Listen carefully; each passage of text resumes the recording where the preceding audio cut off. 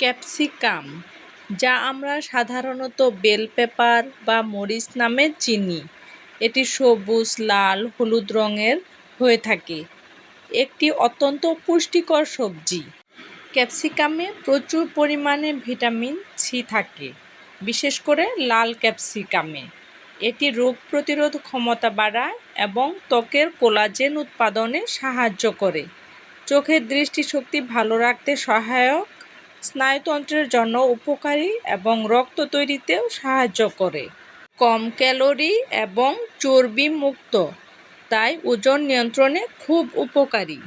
Capsicum খেলে আপনার রোগ প্রতিরোধ ক্ষমতা বাড়বে, ত্বকের ও চুলের স্বাস্থ্য ভালো থাকবে, চোখের দৃষ্টিশক্তি ভালো থাকবে, হজম শক্তি বাড়বে, হৃদরোগ প্রতিরোধে সহায়তা করে, বাত ও প্রদাহজনিত রোগে উপকারী, ডায়াবেটিস নিয়ন্ত্রণে সাহায্য করে।